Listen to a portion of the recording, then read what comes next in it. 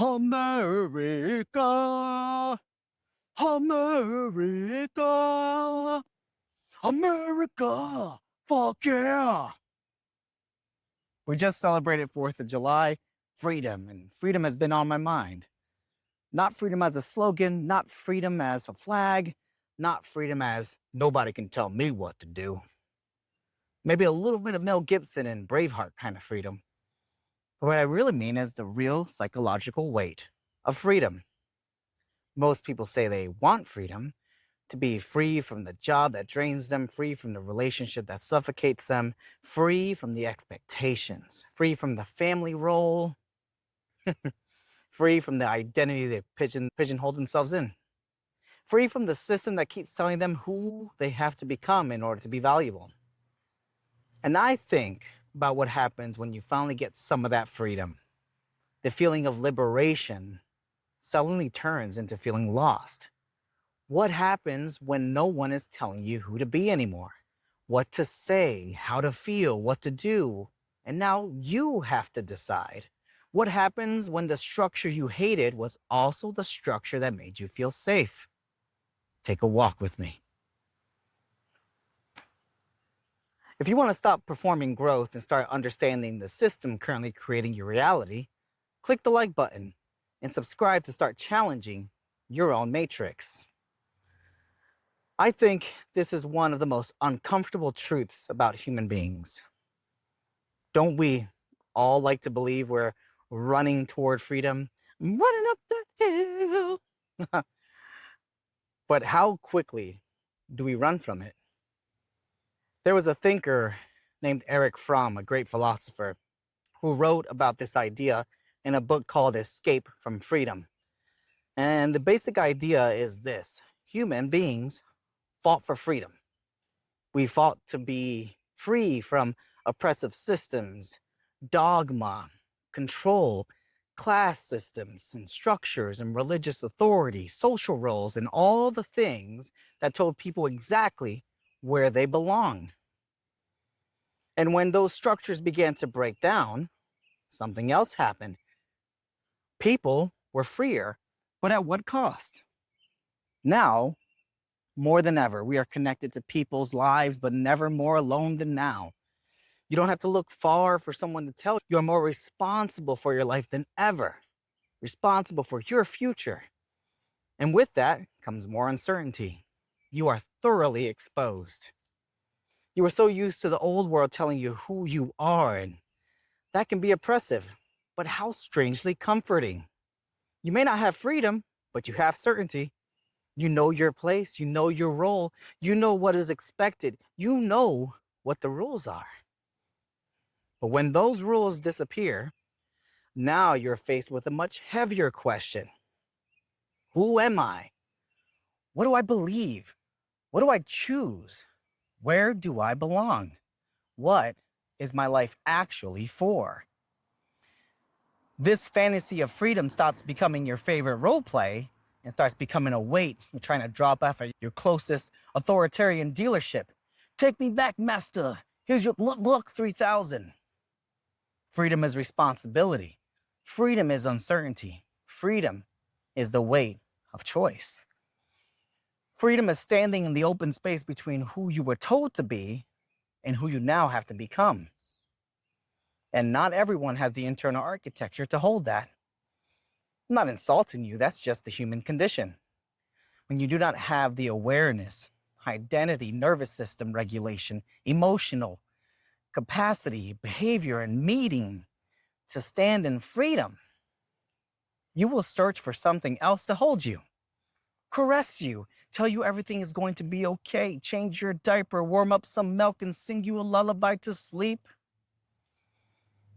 Fromm called this negative freedom versus positive freedom. And negative freedom is freedom from. The freedom from control, freedom from rules, freedom from the old identity, freedom from the thing that had you trapped, as you would like to say. Positive freedom is different. Positive freedom is the freedom to create, the freedom to love, the freedom to choose, freedom to build, freedom to become. The freedom to live from the inside out instead of being organized by the outside world. And this is where most people slam the brakes. You fight to be free from something, but you do not know who you are free for. When you do not know what you are free for, freedom can feel a bit uncomfortable and dangerous. It can feel like emptiness. It can feel like standing in the middle of an open field with no map, no walls, no instructions. Choose a direction and go. And with that, there's no one to blame. What happens then? You leave one prison and immediately build another one. You leave one controlling relationship and find another controlling relationship. You leave the job you hate and go somewhere else and recreate the same dynamic. You leave the family role, but still carry the family identity. You leave the old belief system, but find another rigid ideology to belong to. You say you want freedom, but what you really want is relief. You want relief from the uncertainty, relief from responsibility, relief from the terrifying question of who am I now? When that question feels too big, you escape. There's 3 ways that people escape from freedom, according to this book. The first is submission. This is when your sense of self feels too small, too uncertain, too overwhelmed. So it fuses with something that feels bigger, a leader, a group, a belief system, a relationship, a role, a guru, a strong personality, a tribe. Come to me. Do not worry. I will tell you who you are. I will tell you what to think. I will tell you who the enemy is. I will tell you where you belong. Ah, what a relief to hear that. For a second, I thought I was going to have to figure that out on my own. Phew, hot diggity dog. There's relief in not having to stand alone. There's relief in not having to think deeply. There is relief in handing your own uncertainty to someone who speaks with absolute confidence. But the cost is your selfhood, your agency. Suddenly you stop asking, is this true? And you start asking, is this what I need to believe to fit in? You stop asking, is this aligned with me? You start asking, is this a good place for me to hide and feel safe? You stop living from your own internal architecture and start outsourcing your identity. The second escape is destructiveness. This is when the world feels too threatening, too overwhelming, too humiliating, too uncertain. And instead of building your own capacity, you try to destroy what makes you feel powerless. Destroy the person who disagrees. Destroy the group that feels different. Destroy the opportunity before it can reject you. Destroy the relationship before it can abandon you. Destroy the dream before it exposes you. This doesn't always look like violence. Sometimes it looks like the self-sabotage. It looks like burning bridges. Sometimes it looks like cynicism. It can look like rage. The crazy shit about this is sometimes it's like mocking the thing you secretly want because wanting it would make you more vulnerable. The third escape is conformity. The sneaky one. The one I have to check myself for. And for those who mask really well, my fellow ADHD people know this. This one doesn't always look like fear. It can look like success as well. It can look like being polished. It can look like being marketable. It can look like having the right opinions, the right clothes, the right brand, the right language, the right lifestyle, the right personality for whatever room you are trying to survive in. This is where it becomes, where someone becomes a social chameleon. They do not necessarily submit to one dictator. They submit to the atmosphere. They become whatever gets approved, whatever gets liked, gets rewarded, gets them belonging, whatever keeps them from standing out too much. What becomes dangerous and the insidious part is that eventually they think those borrowed thoughts are their own. They think those borrowed desires are their own. They think the life they built to be accepted is the same thing as a life they actually wanted. But underneath it all, you're still asking, where did I go?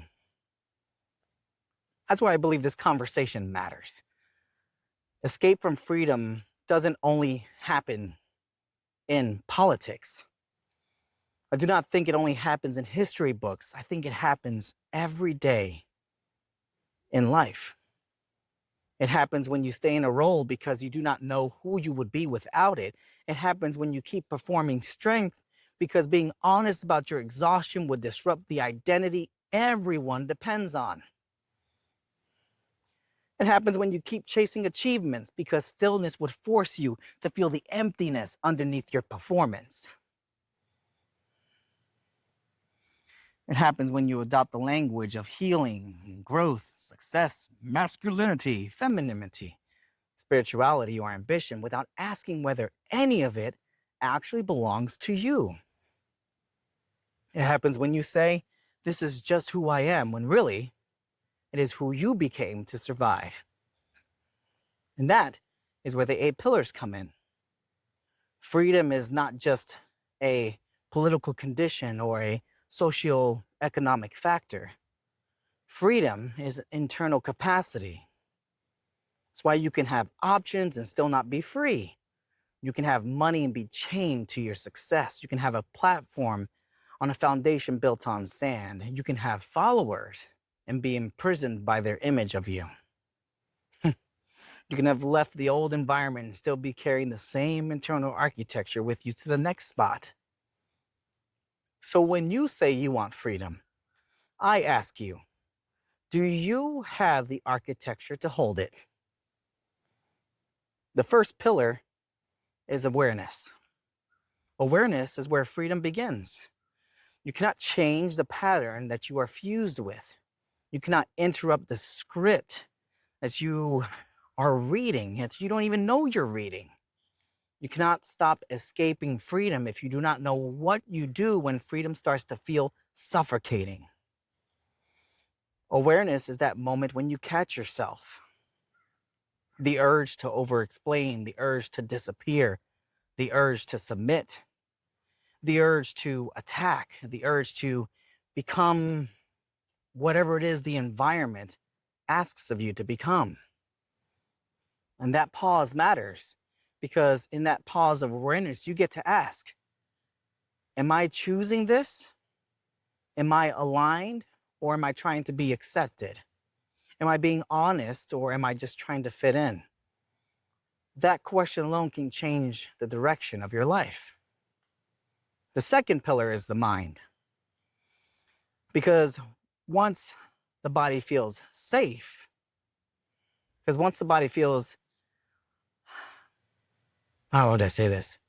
Because once the body feels unsafe, the mind starts writing stories.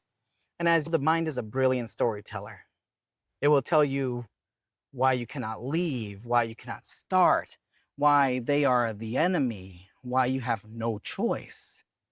You have to be this way. Why the dream is stupid, why the relationship is fine, why your exhaustion is normal, why your anger is justified, why your conformity is maturity, why your submission is loyalty, why your self-abandonment is love. The mind is not always trying to tell you the truth. The mind is trying to protect the identity you're afraid to outgrow and the freedom that comes with it.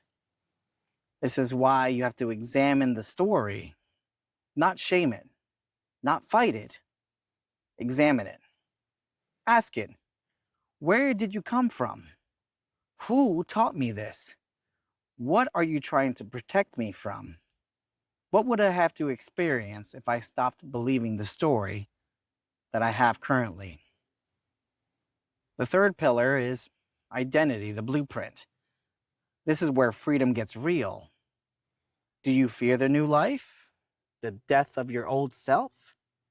Do you fear who you will disappoint? Who will you no longer be useful to? Perhaps you're scared of who you will lose if you stop performing the version of you that everyone else benefits from. So the question becomes, who are you without the role? Who are you without being the strong one? Who are you without being the fixer? Who are you without being the high performer? Who are you without being the rebel? Who are you without being the victim? Who are you without the applause and the admiration of your followers? Who are you without the struggle? The identity we call me is really just a survival contract we signed years ago.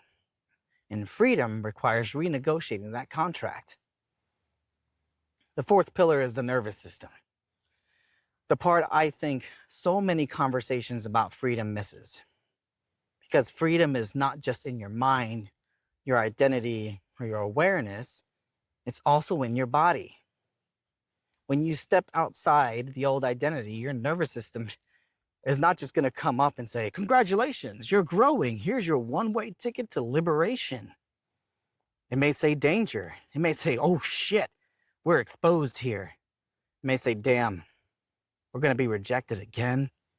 It might say, we're going to lose belonging. It's going to say, hey, let's get back to what we know, what's familiar. This is why people self-sabotage right when life begins to expand. Success can feel just as unsafe as failure. This is why healthy love can feel as suspicious as the old one you left. This is why rest can feel irresponsible when you have so much responsibility. This is why being seen can feel threatening. Your system learned safety through familiarity. If your familiar life required self-abandonment, chaos, performance, control, then freedom will initially feel just regulating. Your nervous system doesn't bother to ask if this is good for me. That's not its function. It's going off of, is this familiar enough to survive or thrive? This is why you can't shame yourself into freedom. You can try to force yourself into expansion. That's possible. But you have to teach your body that the new life is survivable. The fifth pillar is emotions. I know that freedom will bring up grief, and people do not talk about that enough. Because in the process of becoming free in your freedom, you may have to grieve the years you've spent trapped. You may have to grieve the version of you that thought suffering was normal. You will have to grieve the relationships that only worked when you were small. You may have to grieve the identity that got you love, even if it cost you peace.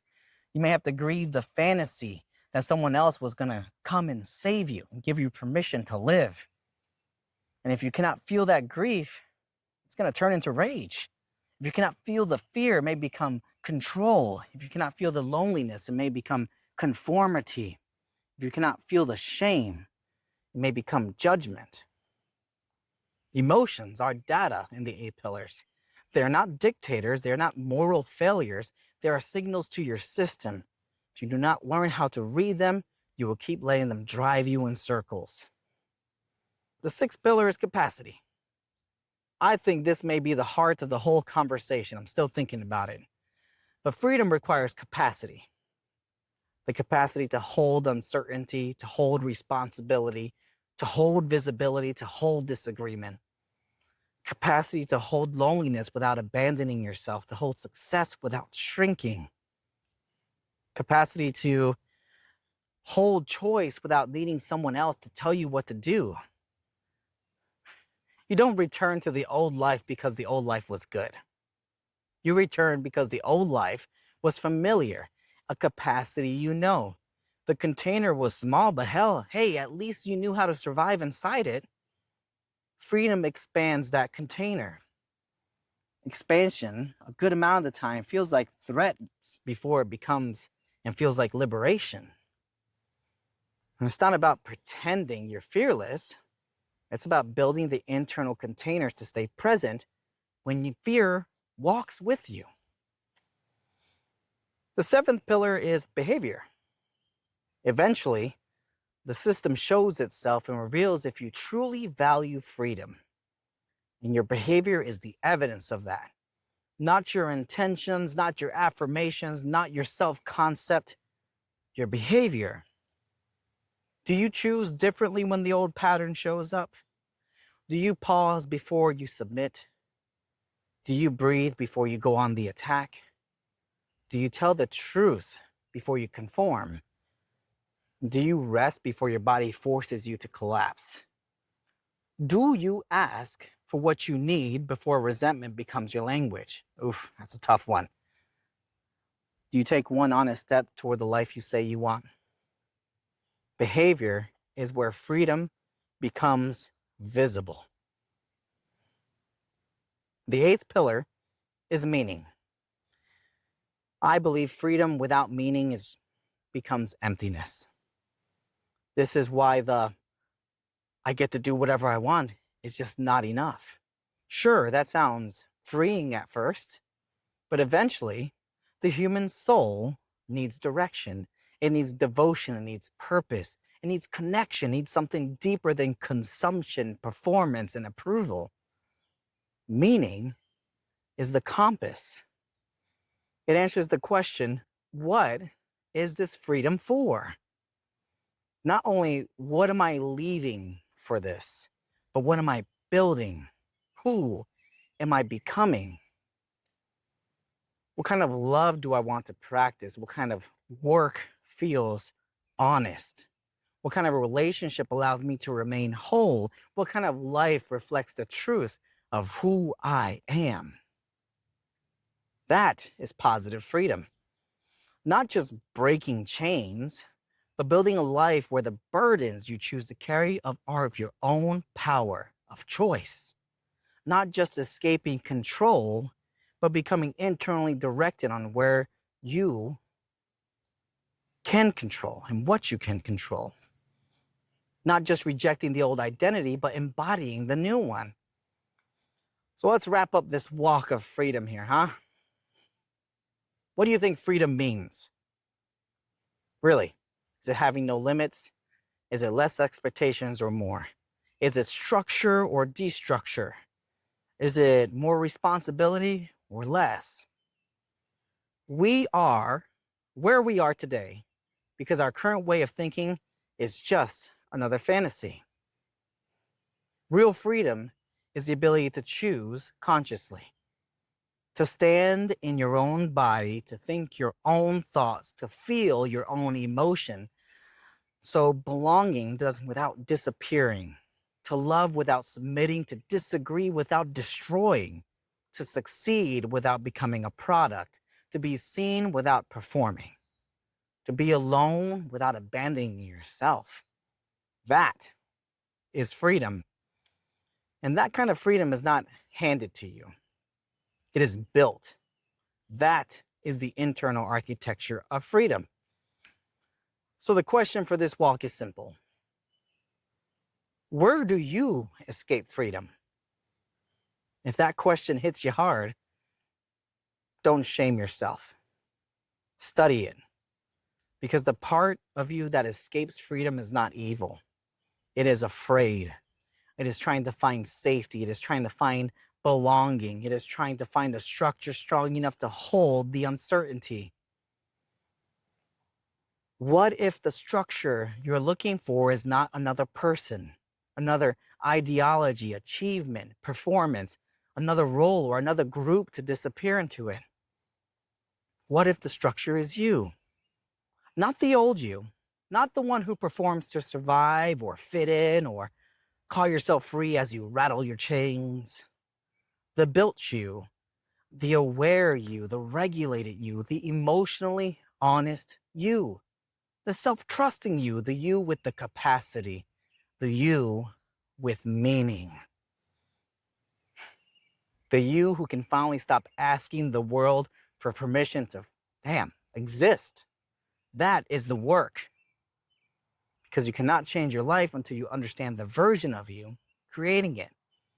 And you cannot live free until you build a version of you who can hold freedom without running from it. Walk with that. Like and subscribe if you like this channel and you like to walk with me and learn a bit more. My name is Gio, and thank you for the company.